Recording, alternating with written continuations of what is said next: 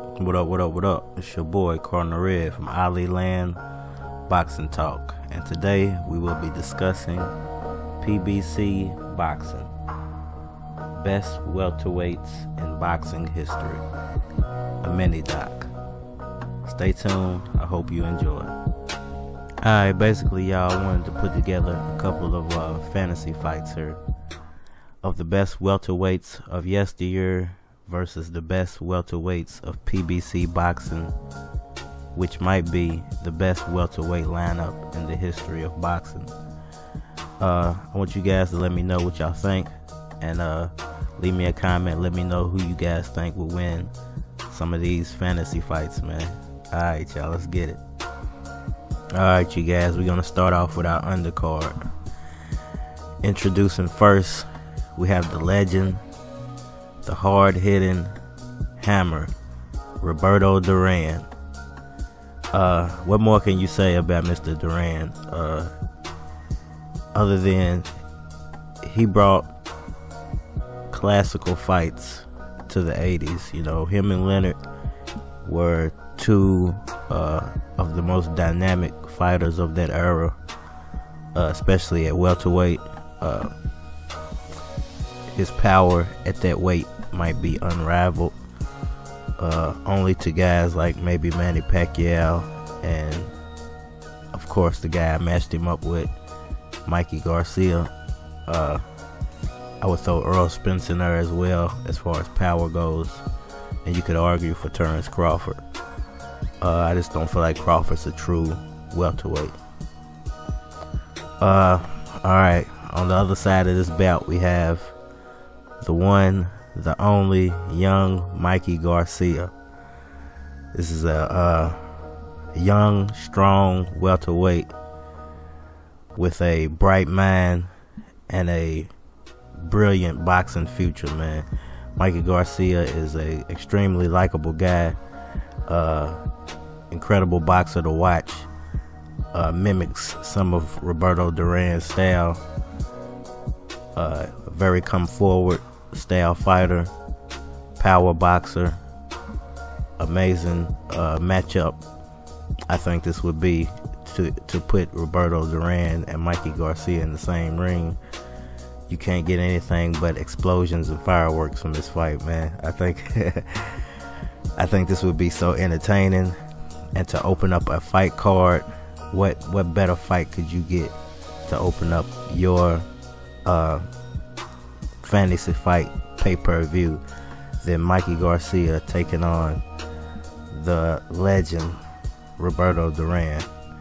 Let me know what you guys think about this undercard fight. You know, this is the first fight of this fantasy fight feature that I'm doing here, so let me know what you guys think down in the comment section. Who you guys got winning this fight? Me personally, I think this is a war. I think it goes into the middle rounds, and I give it to, I'm not going to tell you until part 2. I want to see how many comments I can get, but I got my winner in my head. Let me know what you guys think down below of our undercard fight, Roberto Duran versus Mikey Garcia. Alright, you guys, are you ready? It's time for the pre-main event. The legendary Ray Leonard taking on the new powerhouse at welterweight. One of the guys who will probably be reigning king at welterweight for the next 5 to 10 years. The Truth, Earl Spence. Alright, you guys, we got a matchup of power versus speed. I don't think it gets any better than this one right here. I think the skill set of Leonard is, man, it's unmatched still to this day. Nobody can match the speed and precision punching of Ray Leonard. Nobody can match the footwork and all-around athleticism, flashiness, and flamboyance of Sugar Ray Leonard, man. The man was for lack of a better word, electric. And you know, it can't get much better than putting him in a ring with, I think, who will be the next big superstar in the sport of boxing, the truth, Earl Spence. You talking about lightning bolts, man. The earth is gonna move if these two guys ever got in the ring. I think the power of Spence is today only rivaled by one guy who still remains at welterweight, and I feel like that's Manny Pacquiao. I think Manny Pacquiao is probably the only guy who can compete with pound for pound power at welterweight with Earl Spence. I think Earl Spence is going to be, unlike Terrence Crawford, a big name. I think he's going to have the opportunity to fight more guys at welterweight with bigger names than Crawford's going to have the opportunity to fight.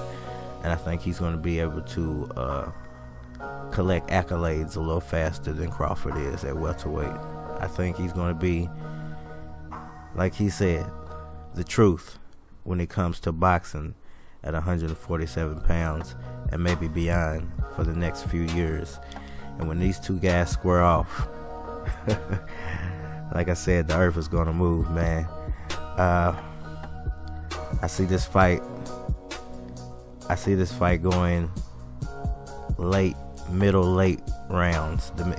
I see it getting stopped in the middle of the late rounds. You know, the 10th, 11th round. I see a stoppage in this one, and I'm gonna go with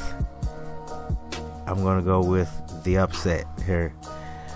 But you guys gotta let me know first who you think is gonna win our pre-main event between Sugar Ray Leonard and Earl the Truth Spence Jr. Alright, y'all, let's move along. Introducing first, from the Philippines, the only 8 division world champion in the history of boxing, the one, the only, Manny Pacquiao. And on the opposite side of the ring, we have what is arguably the greatest boxer to ever live.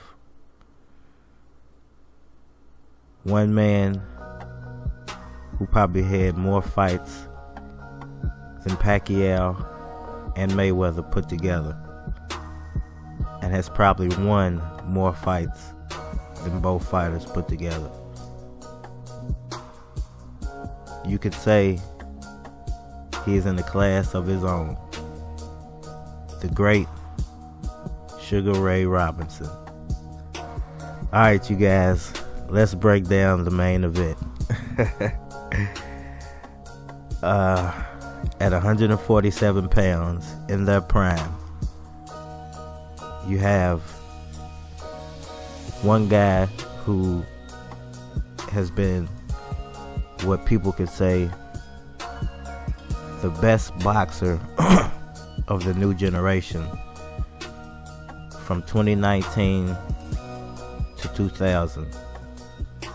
You know, the only boxing senator, the only active 40-year-old boxer who's fighting on a high level, a championship level. The only boxer who could possibly be a president and an active boxing champion.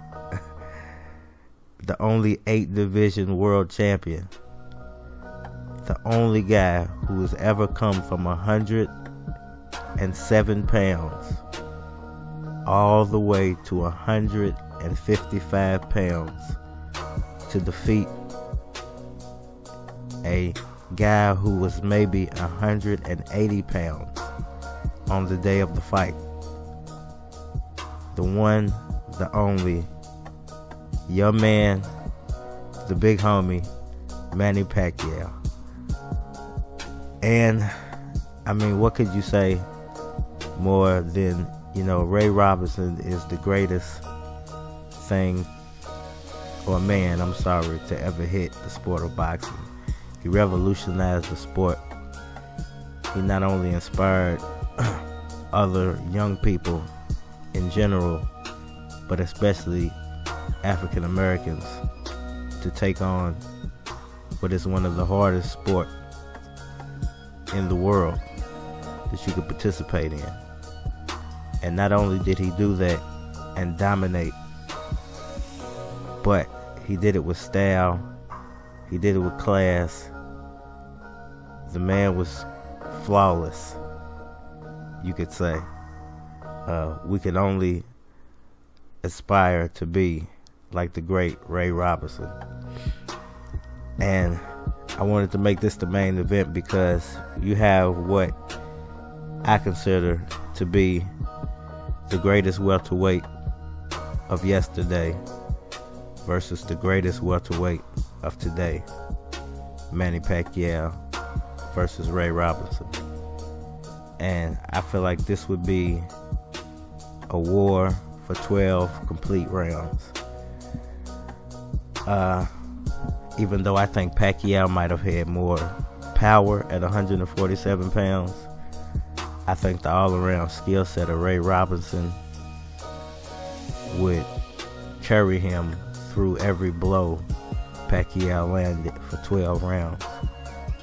And only when the bell rings will the fans and the judges have to decide who wins this super fight, this incredible fantasy fight, this one-of-a-kind, history-making fight. Manny Pacquiao versus the great Sugar Ray Robinson. And I don't even want to pick this fight, man. But I guess I got to. This is like I said, a war for 12 rounds. I don't even know if, man, I got my decision. I think this is a bloodbath right here, and I think both guys get their shots, but I think late in the 12th round, once the bell has rung, we will get a split decision, and I'll give you my split decision victor in part 2. If you guys enjoyed this, man, make sure you leave me a comment down below. Make sure you let me know who you guys pick for all 3 fights, man. The undercard, the pre-main event, and the super fight main event fantasy fight. Let me know what you think about PBC Boxing best welterweights in the history of boxing. We out of here.